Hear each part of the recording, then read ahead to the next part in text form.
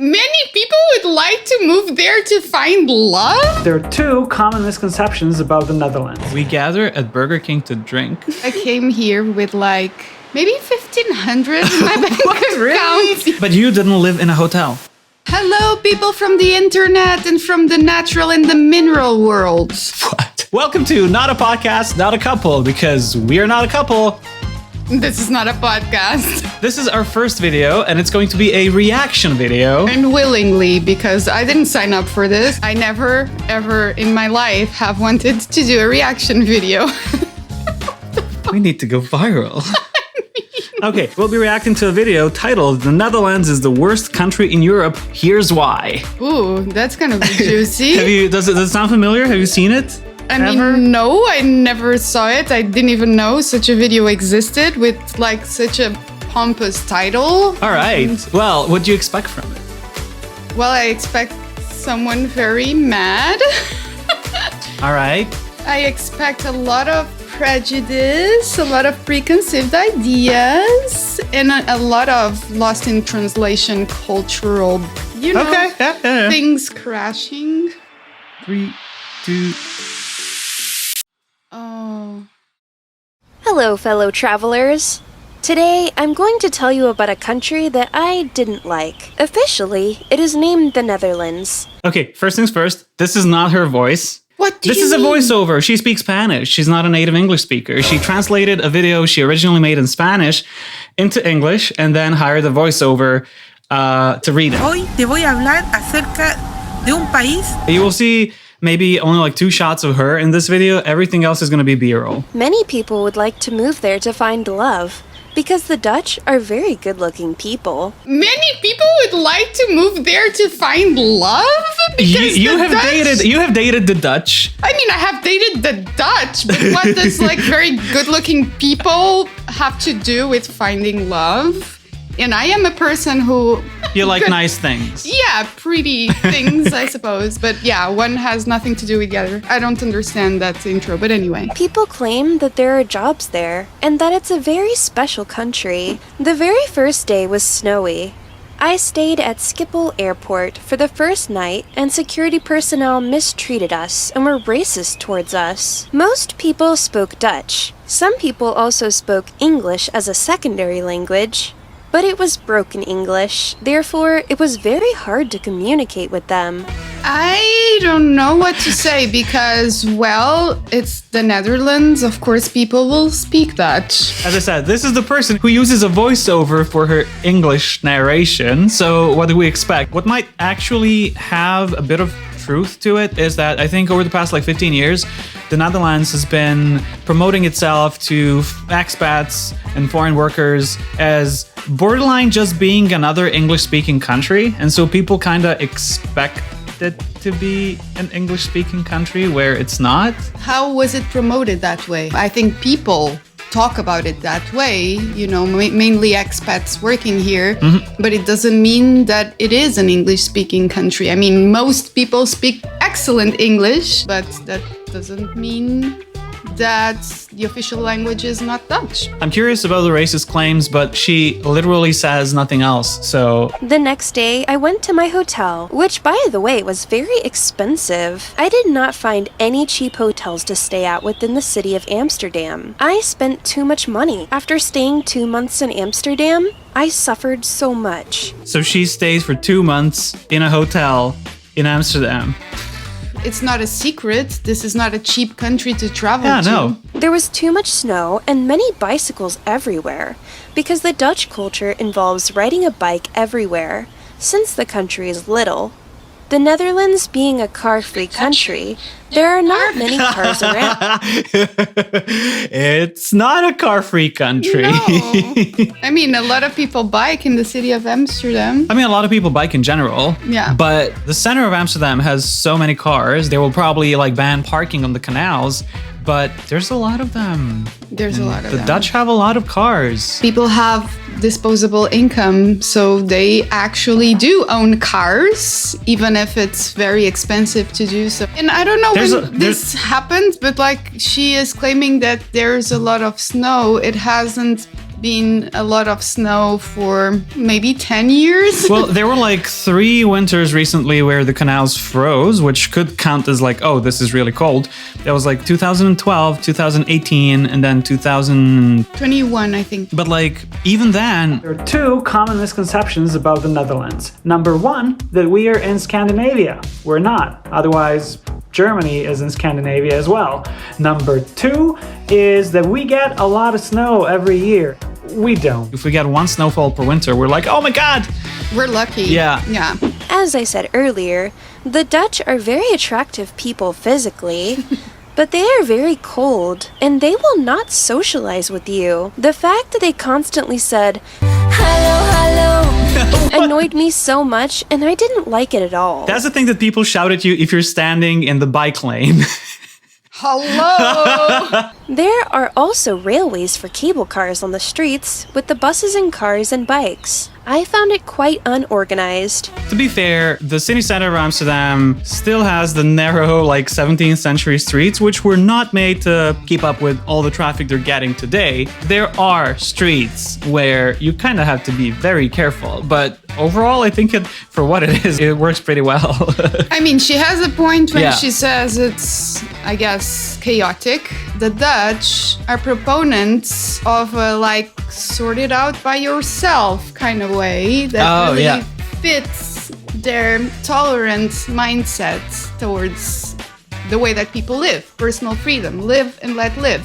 So they believe that things will sort themselves out if you don't put unnecessary regulations on things. With traffic, it often happens like that. Behind Central Station, everybody shares the same space. And usually it works. I mean, but it's very, of course, it's very triggering. It can be a lot. It's difficult for your nervous totally. system, but it works. It is a very small city, beautiful and old-fashioned, but it is full of canals and rivers, which I didn't like.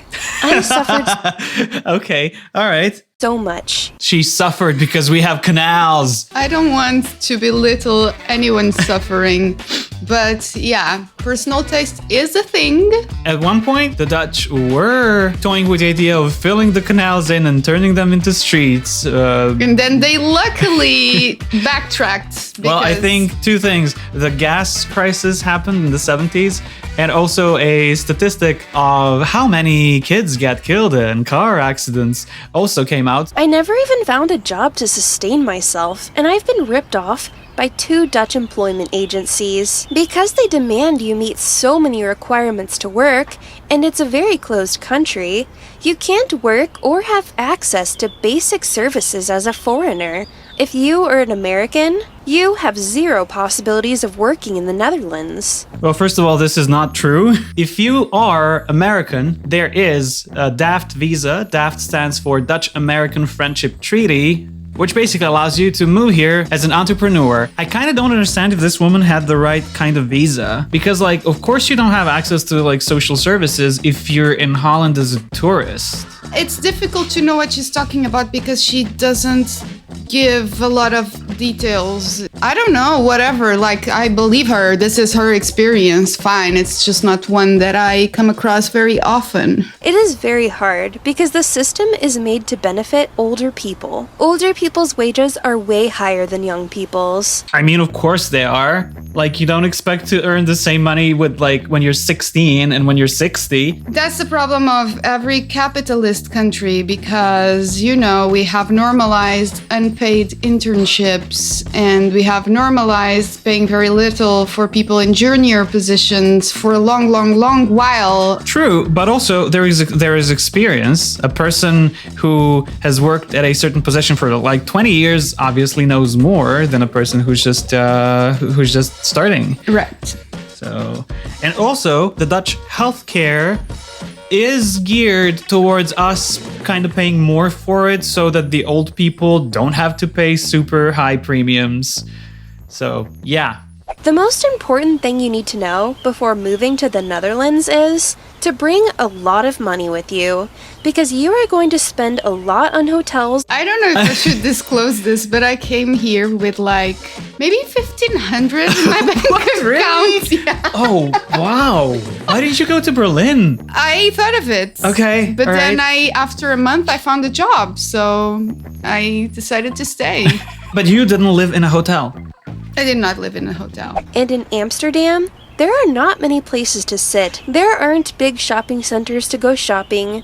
The only places to go are McDonald's and Burger King. I'm so confused. No, wait. This is like, okay. I think this says more about the person than about the country, really. Like, there's so many, that's what you have the most, restaurants and bars and cafes. There are no big shopping malls in city centers because city centers are shopping malls. But saying that the only places where we go apparently are McDonald's and Burger King? But Not even Fabo? Come on! the Amsterdam is known for its hospitality. You can find it at every corner. Everybody is always in terraces, even when it's winter. Right? Yeah, that is true. These are places most people gather and drink. We gather at Burger King to drink. This country isn't that great. There are too many drugs. You On know the what? weekends, Yes, teenagers there are get too high, get drunk. Oh my God, she's showing syringes. I mean, I'm like, okay, we're not in the 90s. This is not like the 90s anymore. Like, Oh yeah, I don't think the stock footage is from Amsterdam to begin with. but yes, there are a lot of drugs in I Amsterdam. mean, Amsterdam has a bit of a reputation. and it also has We a lot have of a drugs. I mean, liberal soft it's- drug policy, well, a liberal weed policy. It's also quite easy if you want to get access to other types of drugs to get access I mean, to if you live in Amsterdam and you've never paid a ticket for, you don't live in Amsterdam. I don't know if I should put this out. I never paid a ticket for.